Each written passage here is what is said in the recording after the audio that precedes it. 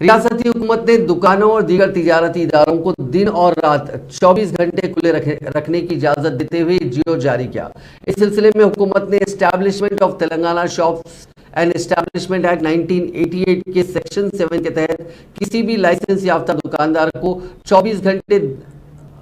دن رات